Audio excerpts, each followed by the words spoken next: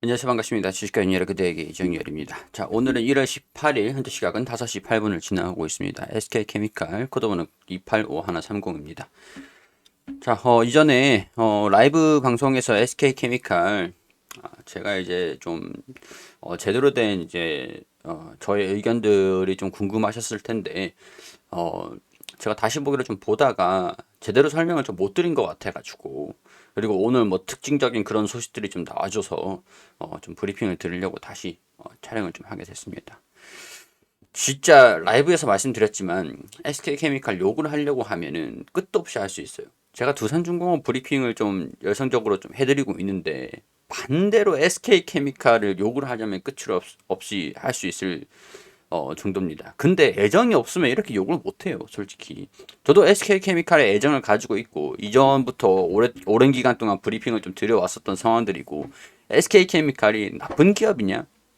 나쁜 기업은 아닌데, 이따구로 하니까 좀 열이 받는 거죠.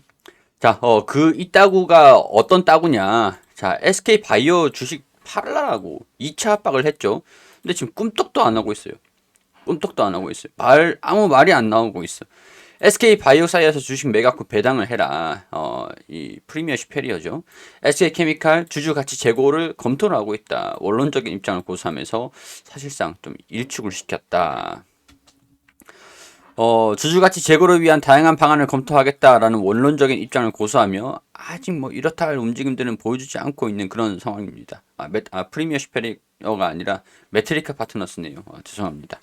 프리미어 슈페리어는 SKI 테크놀로지인 것 같아요. 여러 종목들을 브리핑을 좀 하다 보니까. SK케미칼에 서한을 보내가지고 2개월 내에 SK바이오사이언스 주식 매각에 대한 전략적인 검토를 시작해달라. 지난해 9월 같은 내용의 첫 주주서항을 보낸 후 두 번째 요청입니다. 아직까지 별다른 얘기들이 좀 없는 상황들이에요.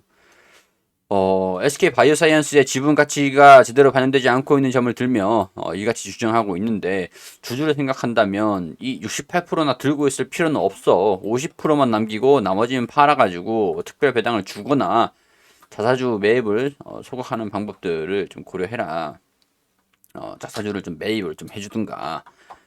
근데 뭐 일단은 소액주주들에게 메일을 보내는 등 연대를 좀 우리한테 다 모여라. 약간 그렇다고 이 여기 메트리카 파트너스에 그 하지 마세요. 뭐 서명을 해준다든가 그런 거는 하지 마세요. 만약에 혹시라도 메일이 온다라고 해도 그냥 무시를 하세요. 그게 메트리카 파트너스한테는 좋은 일이지 여러분들한테 좋은 일이라고 할 수는 없습니다.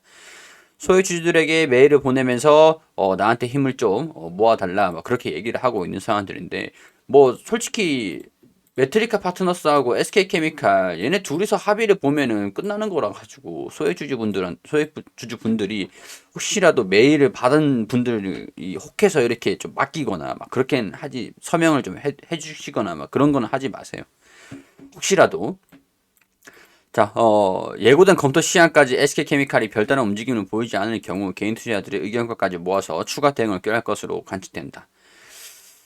자, 일단은 이런 상황들인데 상황은 이래요.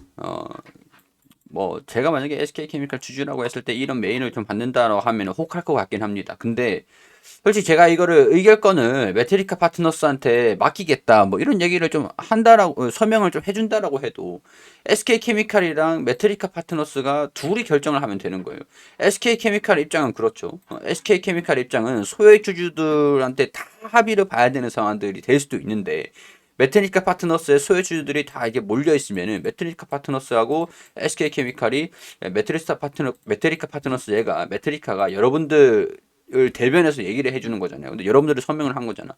그러면 메트리카 파트너스랑 SK케미칼을 둘이 합의를 보고 끝나는 경우가 생길 수가 있어요.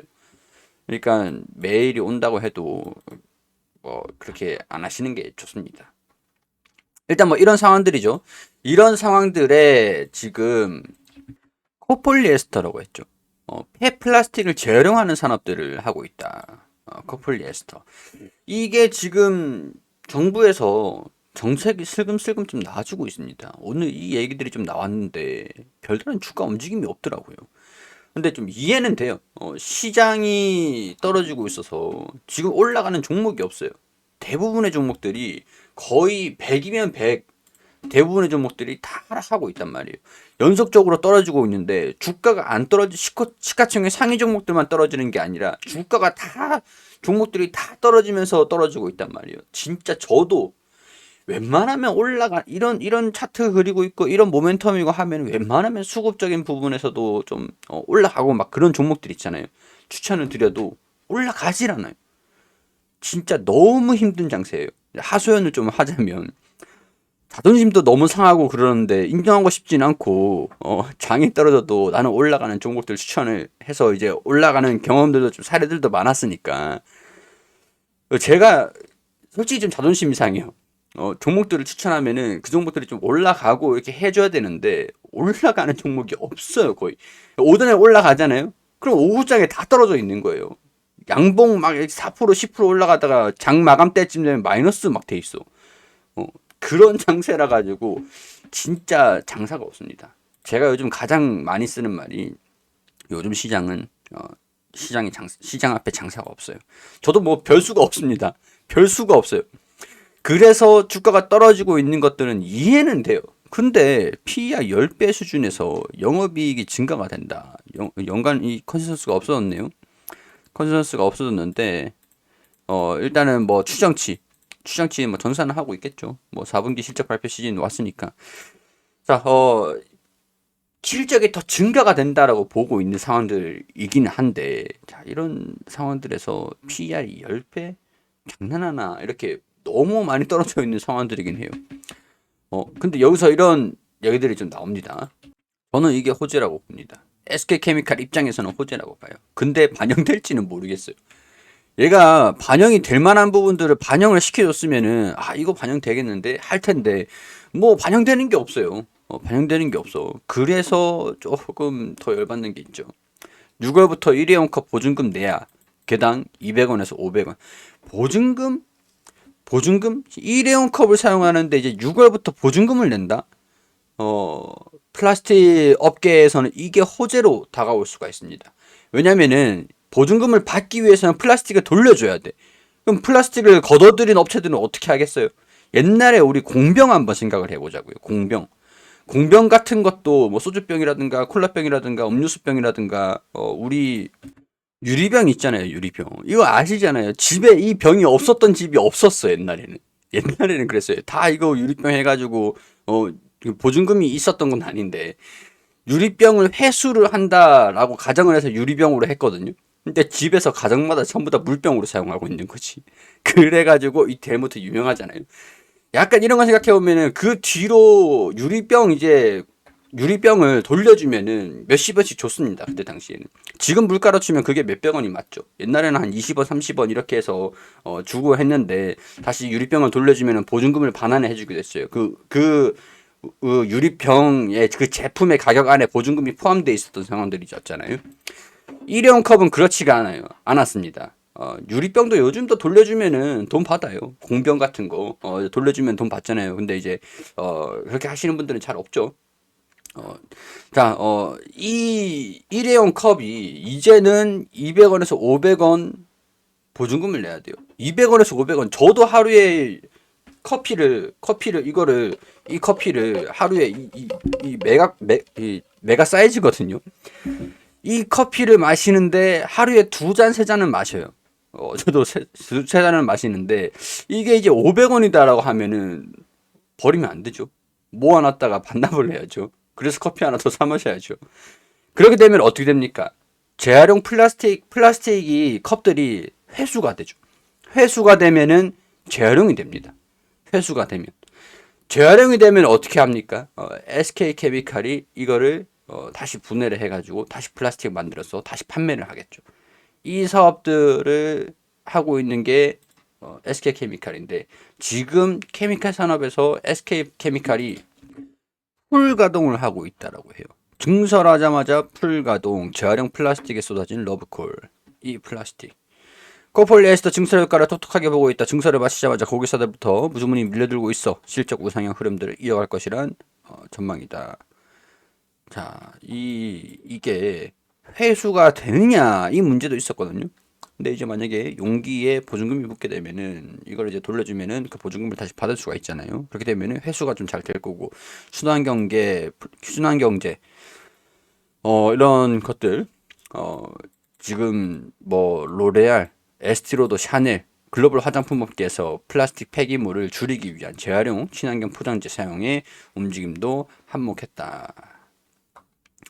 자, 이 코폴리에스터의 중심으로 산업의 포트폴리오를 개편하고 있는 상황들인데 2030년도까지 플라스틱 소재 제품을 그린 포트폴리오로 100% 전환할 방침이다. 코폴리에스터 산업의 재활용 제품 비중이 2025년 50%, 2030년도 100%까지 높인다.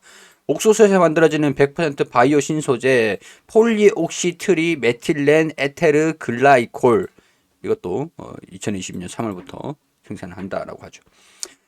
이게 갈수록 경제 이 규제가 강화될 것 같기는 해요. 이런 소식들을 좀 들려준 거 보니까 오늘 오후 2시에 이런 내용들이 좀 나왔는데 YTM에서 폐플라스틱에 대한 기존 물질 재활용 외에 열분해 재활용 활성화하기 위한 제도 개선을 추진한다. 일회용 컵 이제 재활용 업체로 보내죠. 재활용된다라고 하죠. 그러면 이 재활용 회수가 된 컵들은 SK케미칼 같은 폐플라스틱 이런 업체들의 수혜가 좀 될 수도 있을 전망이긴 합니다. 일단 원료가 싸게 수입이 되니까 확보가 되니까. 자, 근데 아까 제가 말씀드렸듯이 보통 같으면 반영이 좀 돼야죠. 돼야 되는데 이런 얘기들이 부각이 될 것 같긴 한데 6월 달까지 되면은 부각이 될 것 같긴 해요. 근데 그래도 주가가 좀 올라갈 거냐? SK 바이오사이언스의 지분을 어떻게 할 거냐 이런 내용들도 한 가지 관점 포인트가 좀 될 수도 있을 것 같고요. 좀 지켜보실 필요가 있을 것 같습니다. 솔직히 저는 여기서 더 떨어진다 그러면은 이제 금융주랑 이 주가 평가를 괴를 같이 하겠다 뭐 이런 내용들이 되거든요. 금융주랑 같이 이 PER 형성을 하겠다. 동종업계의 PER 형성이 아니라 약간 그런 모습인데 금융주도 8배에서 9배 수준의 형성을 해요. 지금 이제 제가 추천드렸던 우리 금융지주도 8배 수준에서 지금 움직이고 있는 상황들이고 뭐 KB금융 같은 경우에도 7배, 뭐 8배, 보통 이제 8배 이 뭐 금융주들이랑 같이 카카오뱅크는 좀 예외 움직이겠다 뭐 이런 얘기니까 할 말이 없어지죠. 그러니까 주가가 더 떨어지면은 약간 그런 상황들이니까 주가가 떨어지는 것들을 방어하는 움직임들 그런 것들이 좀 중요할 것 같다는 생각이 들어요.